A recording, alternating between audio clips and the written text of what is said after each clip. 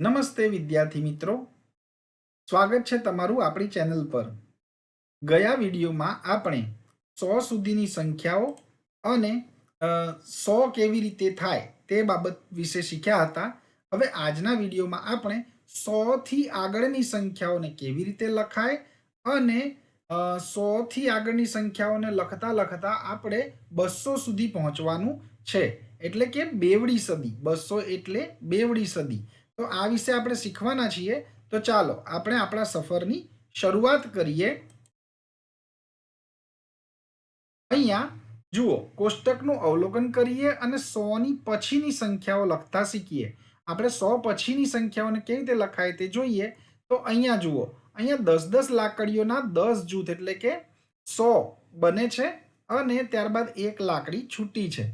તો આને આપણે લખીશું કે 100 અને 1 101 બનાવે છે। હવે આ 101 ને લખાય કેવી રીતે? તો એ આવી રીતે લખાશે, 1 0 અને 1, બરાબર। 101 આવી રીતે લખાય છે। ત્યારબાદ ફરીથી 100 નું જૂથ અને 2 લાકડી છૂટી, તો 100 અને 2 102 બનાવે છે અને 102 ને આપણે આ રીતે લખીએ છીએ। એવી જ રીતે આગળ જોઈએ તો 100 નું એક જૂથ અને 3 લાકડી છૂટી આ ભેગી થઈ અને 103 બનાવે છે અને 103 આપણે આ રીતે લખીએ છીએ। એ જ રીતે આગળ જોઈએ તો 100 નું એક જૂથ અને છૂટી 4 લાકડીઓ, તો એ 104 બનાવે છે, એટલે કે 100 અને 4 104 બનાવે છે અને એને આપણે આ રીતે લખીએ છીએ। ખાસ સમજતા જજો મિત્રો કેવી રીતે લખાય છે। ત્યારબાદ 100 નું એક જૂથ અને 5 લાકડીઓ છૂટી, તો એ 100 અને 5 એ 105 બનાવે છે અને 105 ને આપણે આ રીતે લખીએ છીએ। છે ને સરળ? તમે પણ લખી જ શકો છો આ રીતે। 100 નું એક જૂથ અને 6 લાકડીઓ છૂટી, તો એ 106 બનાવે છે। એ જ રીતે આગળ 107 પણ એવી જ રીતે બને છે મિત્રો। 100 અને 7 એ 107 બનાવે છે। એવી જ રીતે 100 નું એક જૂથ અને 8 લાકડીઓ, તો એ ભેગી થઈ અને 108 બનાવે છે, બરાબર। 108 ને આપણે આ રીતે લખીએ છીએ। ત્યારબાદ 100 અને 9 લાકડીઓ છૂટી, બરાબર। આ 100 અને 9 ભેગા થઈને 109 બનાવે છે અને 100 નું એક જૂથ અને 10 લાકડીઓ બીજી, બરાબર। તો 100 અને 10 ભેગા થઈને 110 બનાવે છે, બરાબર। તો આ રીતે આપણે આ સંખ્યાઓને આવી રીતે લખતા શીખવાનું છે। આવી જ સંખ્યાઓને આગળ તમારે વધારતા જવાનું છે, બરાબર। ચાલો આગળ જોઈએ મિત્રો। તો અહીંયા છે કે ચાલો આપણે કરીએ, ચાલો દિવાસળીઓના જૂથ અને છૂટી સળીઓનો ઉપયોગ કરીને 100 થી મોટી સંખ્યાઓ બનાવીએ। અહીંયા એક કોષ્ટક તમને આપેલું છે જેમાં તમારે દિવાસળીઓના જૂથ અને છૂટી સળીઓની ગણતરી કરી અને સંખ્યા બનાવવાની છે। આપણે હમણાં શીખ્યા એ જ રીતે છે। તો અહીંયા જુઓ તમે, 100 નું એક જૂથ છે, 10 ના 2 જૂથ છે અને છૂટી લાકડી 3 છે। તો અહીંયા એ જ રીતે કોષ્ટકમાં લખ્યું છે કે 100 નું એક જૂથ, 10 ના 2 જૂથ અને છૂટી લાકડીઓની સંખ્યા 3। તો એ સંખ્યા શું બને છે? 123। તો એને આપણે આ રીતે લખીએ છીએ। એ જ રીતે અહીંયા કઈ સંખ્યા બનશે? ચાલો જોઈએ। 100 ના કેટલા જૂથ છે? વેરી ગુડ, 1, 10 ના 1, 2 અને 3। તો આપણે 100 ના એક જૂથ લખીએ, 10 ના 3 જૂથ અને છૂટી લાકડીની સંખ્યા 1, 2 અને 3 છે। તો આપણે અહીંયા 3 લખીશું। શું સંખ્યા બનશે? 1, 3, 3 એટલે કે 133 સંખ્યા બનશે, બરાબર। હવે આગળ જોઈએ તો 100 નું એક જૂથ એટલે આપણે 1 લખીશું। પછી 10-10 ના કેટલા જૂથ છે? 3 જૂથ છે, માટે આપણે ત્યાં 3 લખીશું અને છૂટી લાકડીની સંખ્યા છે 1, 2, 3, 4 અને 5। તો આપણે ત્યાં 5 લખીશું। આ સંખ્યા બને છે 135। ખૂબ જ સરસ મિત્રો, શીખી રહ્યા છો। આગળ જોઈએ તો અહીંયા 100 નું એક જૂથ, 10 ના 3 જૂથ અને છૂટી લાકડીની સંખ્યા 1 જ છે, માટે આપણે અહીંયા 1 લખીશું। તો આ સંખ્યા કઈ બની? બોલો જોઈએ। ખૂબ જ સરસ, 131, બરાબર। એ જ રીતે 100 ના એક જૂથ, ત્યારબાદ 10-10 ના 4 જૂથ છે અને છૂટી લાકડીની સંખ્યા 2 છે। હવે 10-10 ના 4 જૂથ એટલે આપણે જાણીએ છીએ 40 થાય અને 2, 40 અને 2 એટલે 42। તો 142 સંખ્યા બને છે। ખૂબ જ સરસ મિત્રો। હવે જુઓ 100 નું એક જૂથ અને છૂટી લાકડીઓની સંખ્યા છે 4. તો અહીંયા 10 નું કોઈ જૂથ છે નહીં, તો આપણે શું લખીશું ત્યાં 0. ખૂબ જ સરસ. અને પછીથી 4, તો આ સંખ્યા કઈ બની? વેરી ગુડ, 104 બને છે. ત્યારબાદ 100 નું એક જૂથ, ત્યારબાદ 10 ના 1 2 3 4 ને 5 જૂથ છે એટલે 5 લખીશું. હવે છૂટી લાકડીઓ તો કંઈ જ નથી, કંઈ ના હોય એટલે આપણે શું લખીએ છીએ? Very good, 0. બરાબર. તો આ સંખ્યા બને છે 150. હવે આગળ જુઓ તો અહીંયા પણ એ જ રીતે 100 ના કેટલા જૂથ છે? 1. અને 10 ના 2 જૂથ છે અને છૂટી લાકડીઓ છે નથી, તો જ્યાં ના હોય કશું જ એટલે ત્યાં આપણે લખીએ છીએ 0. તો આ સંખ્યા બને છે ખૂબ જ સરસ 120. 120 સંખ્યા બને છે. તો આવી રીતે આપણે આ સંખ્યાઓને લખતા શીખ્યા છીએ. આગળ જોઈએ મિત્રો, તો અહીંયા જુઓ, નીચે આપેલી સંખ્યાઓને યોગ્ય જૂથ અને છૂટક સળીઓ સાથે જોડો. હવે આપણે જે શીખ્યા છીએ એના આધારે જોઈએ તો જુઓ, તમને કેટલીક આ બાજુ સંખ્યાઓ આપેલી છે અને અહીંયા એના જૂથ આપેલા છે. આપણે શું કરવાનું છે? સાચા જૂથ સાથે સાચી સંખ્યાને જોડવાની છે. આ કેટલા લખ્યા છે? 101. તો એમાં 100 ના કેટલા જૂથ હશે? 1. 10 ના કોઈ જૂથ નહીં હોય અને છૂટી લાકડી વેરી ગુડ 1 હશે. તો એવું ક્યાં છે? 100 નું એક જૂથ, 10 ના કોઈ જ નહીં અને છૂટી લાકડી 1. તો આ દેખાય છે આપણને, માટે આપણે એને એની સાથે જોડીશું. બરાબર, ખૂબ જ સરસ. ત્યારબાદ અહીંયા કેટલી સંખ્યા બને છે? 100, 10 અને 6 એટલે 116 સંખ્યા બને છે. બરાબર. તો 100 નું એક જૂથ હોય, 10 નું પણ એક જૂથ હોય અને 6 લાકડી છૂટી હોય. તો છૂટી લાકડીની સંખ્યા તમને અહીંયા દેખાઈ જ જાય છે. આ 100 નું એક જૂથ, 10 નું એક જૂથ અને 1 2 3 4 5 અને 6 લાકડી છૂટી છે. તો આપણે એની સાથે જોડીશું એને. ખૂબ જ સરસ. ચાલો હવે કહો તો 110 નું ક્યાં છે? વાહ, તમે તો ઓળખી ગયા. 100 નું એક જૂથ અને 10 નું એક જૂથ. છૂટી લાકડીની સંખ્યા કંઈ જ નથી, માટે આપણે એને એની સાથે જોડીશું. ત્યારબાદ ખાલી 100. તો 100 તો આપણને આવડે જ છે. 10 લાકડીઓના 10 જૂથ જે ભેગા થયા હોય એ 100 બનાવે છે. આપણે એની સાથે જોડીશું. અને ત્યારબાદ 140 એટલે કે 100 નું એક જૂથ હોય અને 10 વાળા કેટલા જૂથ હશે? 4. ખૂબ જ સરસ. તો આપણે એને આ રીતે જોડીશું. વાહ, તમે ખૂબ જ સરસ કરી રહ્યા છો બાળ મિત્રો. આગળ જોઈએ તો અહીંયા છે, વાહ ભાઈ વાહ, ફરીથી બોલતા માટલાભાઈ આવી ગયા છે. બરાબર. હવે માટલાભાઈને આપણે કંઈક સંખ્યા પૂછીએ તો એ આપણને જવાબ આપશે. તો અહીંયા આપણા ભોલુભાઈ છે, એ ભોલુભાઈએ માટલાને પૂછ્યું કે 127. તો માટલાએ જવાબ આપ્યો 128. ત્યારબાદ ભોલુભાઈએ માટલાને પૂછ્યું કે 109.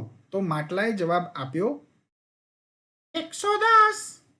ત્યારબાદ ભોલુભાઈએ માટલાને પૂછ્યું કે 134. તો માટલાએ જવાબ આપ્યો 135. ત્યાર પછી હવે 105 કે છે ભોલુભાઈ, તો માટલું શું કહેશે? 106. ત્યારબાદ ફરીથી ભોલુભાઈ હવે કહે છે શું કહેશે? તો માટલાભાઈ 150 જવાબ આપશે. તમારે કહેવાનું છે મિત્રો, માટલાભાઈ 150 જવાબ ક્યારે આપશે? વાહ, ખૂબ જ સરસ. એ 149 કહેશે ત્યારે માટલાભાઈ જવાબ આપશે 150. બરાબર. અને હવે ભોલુભાઈ કહે છે 100. તો 100 પછી માટલું શું કહેશે? 101. ખૂબ જ સરસ મિત્રો. તો આ રીતે આપણે માટલાભાઈને પણ જોયા છે. હવે આગળ જોઈએ તો અહીંયા છે, નીચે આપેલી સંખ્યા રેખા પર ખાલી જગ્યા પૂરો. જુઓ, આ એક લાઈન આપેલી છે અને એની ઉપર સંખ્યાઓ બતાવેલી છે. કેટલા લખ્યા છે? 100, ત્યારબાદ 110, ત્યારબાદ 120 છે ને? તો 100 થી એક કૂદકો લગાવ્યો છે 10 નો એટલે 110 થયા.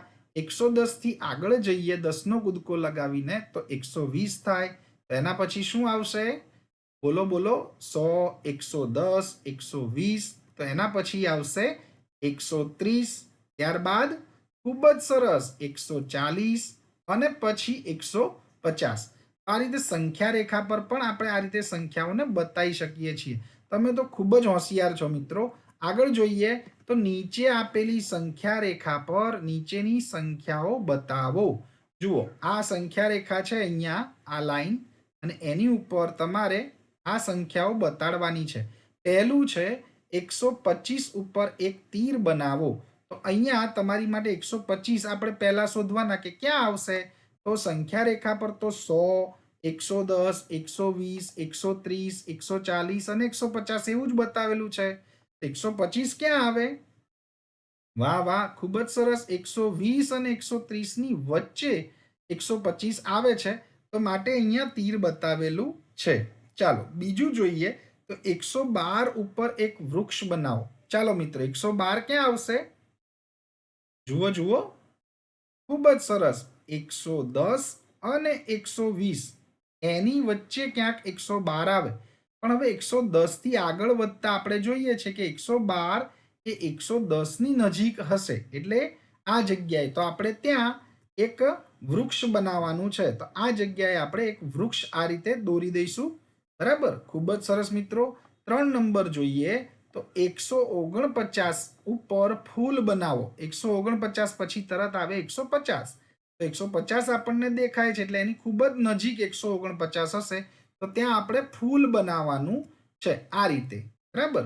અને ચોથું છે 137 ઉપર ચોકડી એટલે કે ક્રોસ બનાવો। હવે 137 ક્યાં આવશે? તો 130 અને 140 ની વચ્ચે ક્યાંક આવશે, બરાબર। તો આપણે 137 એ 140 ની નજીક થાય માટે ત્યાં બતાવીએ, તો આ રીતે તમારે ચોકડી કરીને બતાડવાનું છે, બરાબર। ખૂબ જ સરસ આગળ વધી રહ્યા છો તમે મિત્રો। તો ચાલો આગળ જોઈએ આપણે। અહીંયા છે કે એક પ્રવૃત્તિ તમારે કરવાની છે।